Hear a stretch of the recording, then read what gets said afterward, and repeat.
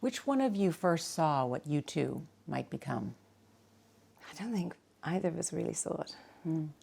I mean, there was a huge amount of confidence when you're a teenager, I suppose. Front is another word for that. Yeah. Front man. Yeah. Front. More front than Yeah. substance. And faith, I would say. Mm-hmm.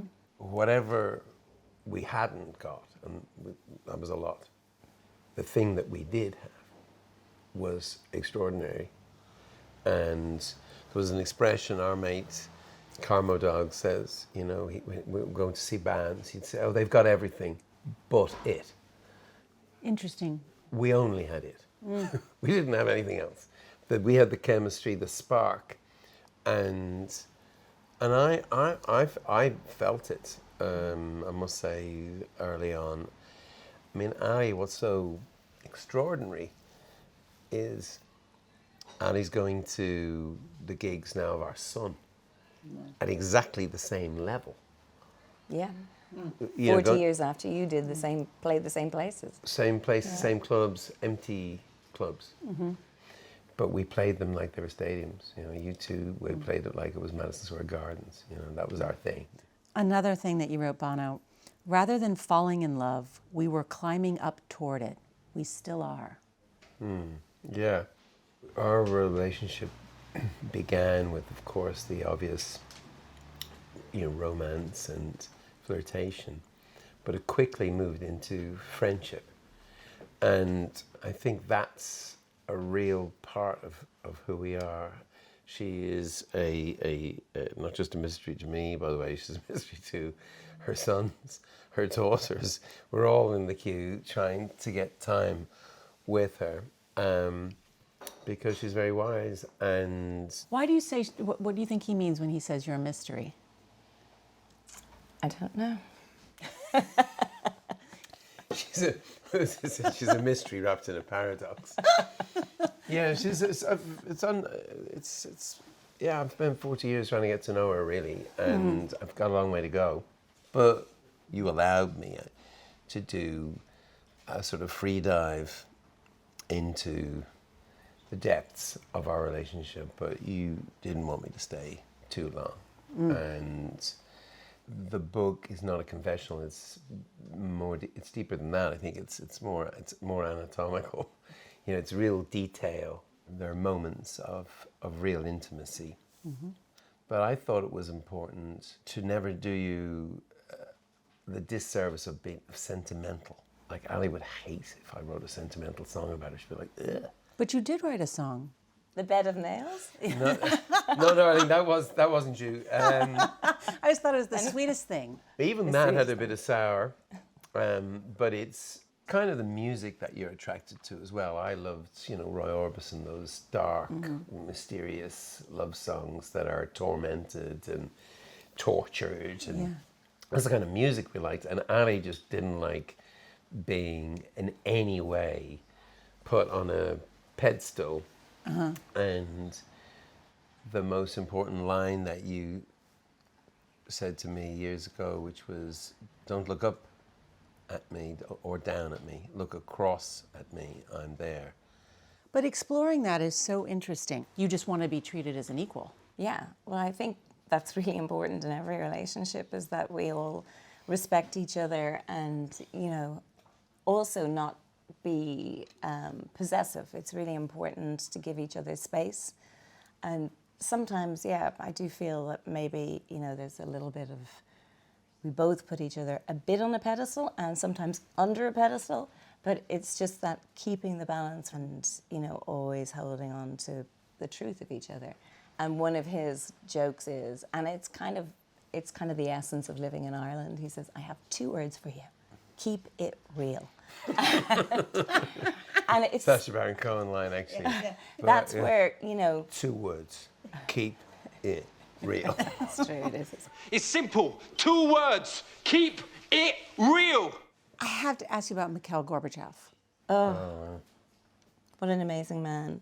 He was my hero, you know, and one day we had a lot of action in the house, a lot of people coming and going, and I had John, who was just a little baby, and the doorbell went. And I went up and I opened the door, and Bono had forgotten to tell me. I had no idea Mikhail Gorbachev was even in the country, but he was standing at the door with the largest teddy bear as a gift for John, with no words of English. And I just thought, I think we were 26 years married. I thought if I was married to Bono for anything, it's this moment, opening the door to Mikhail Gorbachev, and just completely unexpected. Ali runs this project called the Chernobyl Children's International Project, and this is an amazing moment because Mikhail Gorbachev is sitting at our kitchen table, and we're asking him, you know, all the questions you'd want to ask a man with his finger on the nuclear option. Would you ever use it? Could you ever use it? No. Do you believe in God? No. But I believe in the universe. Beautiful, poetic figure. And then this kid walks in called Anna, who's your godchild, who is adopted from, is it Belarus or are you From from? Belarus. Belarus, She came yeah. from Belarus, yeah. And she just walks in on calipers, and she's big Cork accent. God, I'm all like this. And the former president of the Soviet Union just looks over. He doesn't know. She's just a kid, and he picks her up. Oh, sit down. And all of us just froze as we realized what was happening in front of us. Mm-hmm. And Ali then explained to President Gorbachev that about Ukraine and the Chernobyl reactor breaking down, and that the parents of Anna had problems. And then in our kitchen, he said, it's over for us in the Soviet Union if we can't control something as powerful as nuclear power. With Chernobyl. He said, this was the moment I understood that the Soviet Union was no longer a going concern. He told us in a kitchen. There was some whiskey involved, by the way. Yeah. And a translator, a wonderful woman, Thankfully. Right. who made it, you know, and maybe the whiskey helped, but, you know, when you do this all the time, talking to foreign leaders, but it was as if we talked about everything. But you write, I mean, of all the people in the world that you have met, which is just about everybody, that he's the most transformational. Yeah. I would say that the two extraordinary moments that defined my life so far was seeing a man walk on the moon. It's one small step for man. And then seeing this extraordinary man give Russia back to the Russians. And though, you know, Vladimir Putin would like to sort of drop down the digital blinds and pretend that didn't happen, somebody who believed in freedom and was moved by his conscience to change the world in an extraordinary way. Yeah. And we really need to acknowledge that there are very few of that stature around. Thanks, darling. Yeah. Thank you. Thank you. Thanks for being here.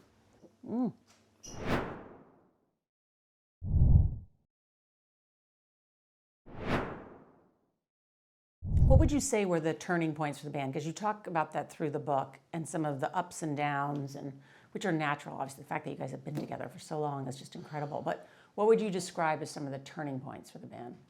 Religion is a very divisive thing. Religion not just divides people against people who don't believe, but it divides people who do with others who have slightly different opinions. I mean, it's absurd, largely. But in our band, when we were at Mount Temple, it was a non-denominational school. So Ireland was dividing along sectarian lines. A civil war was a potentiality at any minute. And here is this non-denominational school, and then we end up, all of us from our different faiths, having this kind of feeling that we wanted to be part of faith. And it was kind of more of a radical Christianity that we ended up in.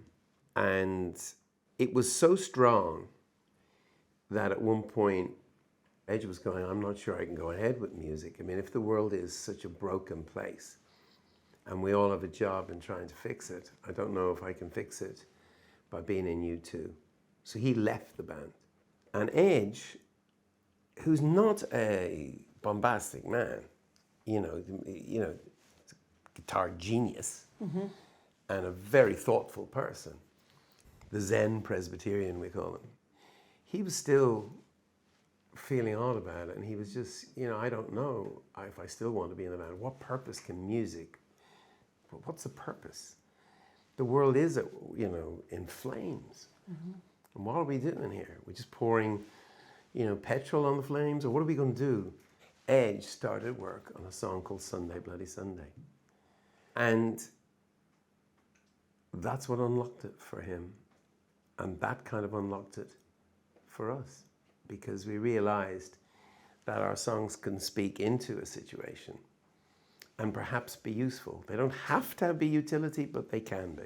So in some ways, faith, or this particular religious group that you were a part of at the time, nearly tore the band apart.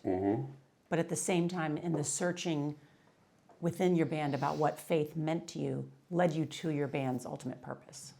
Yeah, that's right. In giving up the band, we kind of got it back. It's all very Abrahamic. Yeah. But we didn't lose our faith either. It's not like we've grown up out of that. That was a bit mad. It was a bit mad. But actually, you know, the scriptures, the sacred texts are still very important to me and very important to the band.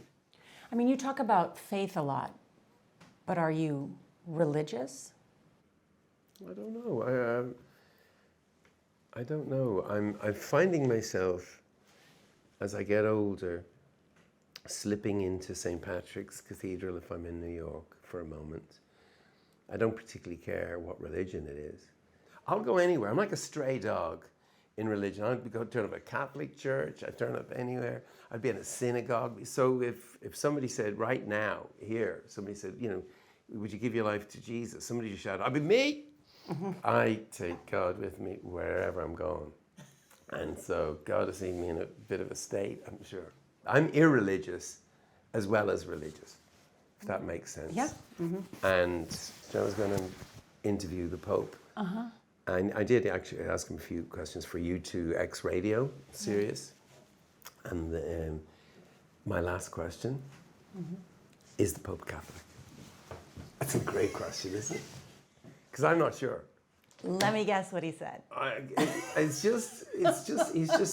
He's very radical, this dude. I really like him. The band will put out another album. Oh yeah. We're about to make a very special album, because even though we've experimented with different forms, songwriting, dance music,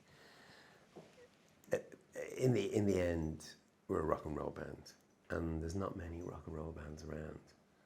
We're going to make a full tilt rock and roll album, and yes. And when might we hear it?